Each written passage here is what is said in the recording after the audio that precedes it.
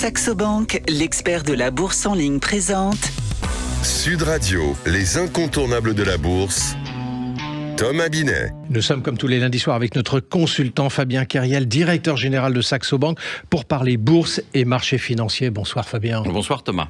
Fabien, il y a un secteur dont on parle de plus en plus sur les marchés depuis 2 ans, c'est la défense. Rheinmetall, Thales, Leonardo, BAE Systems, ces valeurs ont attiré l'attention des investisseurs dans un contexte plutôt chahuté de conflits armés à travers le monde. Est-ce que le réarmement européen, Fabien, est devenu un vrai thème d'investissement ? En tout cas, ça a été une des questions qu'on a eues sur les 2 dernières années. Oui. Et comme vous le disiez, l'environnement géopolitique, le contexte dans lequel le monde évolue depuis quelques années, entre les différents conflits qui ont commencé en Europe avec l'Ukraine envahie par la Russie et ce qui se passe aujourd'hui au Moyen-Orient, effectivement, les pays ont dit il faut qu'on augmente les dépenses dans le secteur de la défense. Et donc, on a des pays comme la Pologne qui mettent plus de 4% de leur produit intérieur brut dans la défense. On est à plus de 2% pour la France et le Royaume-Uni. Les pays baltes qui ont énormément augmenté, la Grèce également qui a augmenté ses dépenses. Donc on estime qu'il y a eu 20% d'augmentation dans le secteur de la défense pour certains pays, ce qui représente un montant très important et donc très porteur, un secteur qui se développe et qui a de belles perspectives d'évolution. Alors justement, en termes de performance boursière, est-ce que cela se traduit par des résultats positifs et spectaculaires ?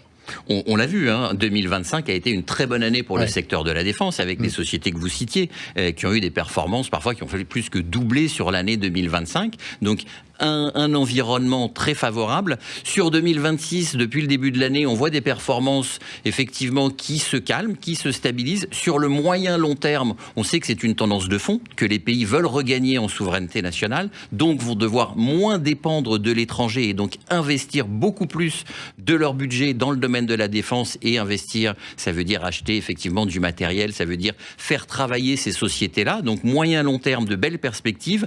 À court terme, on a vu des performances plus raisonnables depuis le début de l'année, puisque en bourse, on achète l'avenir, et en 2025, on a acheté le développement qui venait, donc là, on ralentit un peu. Alors, une question que tout le monde se pose, Fabien, et que je ne vais pas manquer du coup de vous poser. Est-ce qu'on peut investir dans des entreprises d'armement sur le plan éthique ? Est-ce que c'est compatible avec une vision responsable de son épargne ?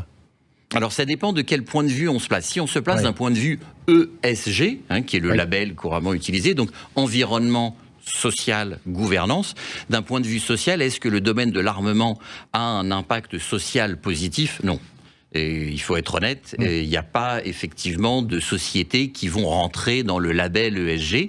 Après, est-ce que d'un point de vue résilience stratégique, effectivement, ces sociétés contribuent à permettre aux États une certaine souveraineté et d'avoir une certaine résilience stratégique, tout à fait, à partir du moment où on évite quand même le domaine des armes controversées, donc les mines antipersonnelles, les armes chimiques, les armes biologiques. Effectivement, là, il faut rester à l'écart de ces sociétés-là si on veut avoir cet investissement responsable. Donc ESG, non. Résilience stratégique, pourquoi pas.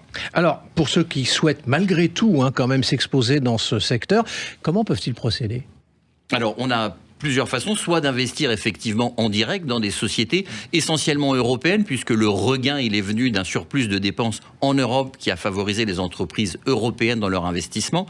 Donc, on était sur les sociétés allemandes, Rheinmetall, on a Hensdot qui marche pas mal, British Aerosystem, BAE System, effectivement, au Royaume-Uni, on a Saab en Norvège. Donc, il y a des sociétés et on peut faire d'un investissement diversifié dans ce secteur-là, donc en favorisant pas une entreprise, mais plusieurs pour diversifier son risque, ne pas mettre tous ses œufs dans la même entreprise, dans le même panier, mais bien diversifier sur plusieurs entreprises du secteur, ou alors avoir recours à des ETF qui vont faire ce boulot pour vous, investir dans des ETF dans le domaine de la défense, soit européenne, soit carrément mondiale.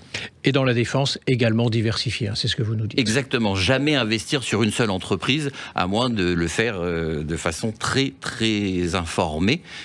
C'est pas du tout conseillé.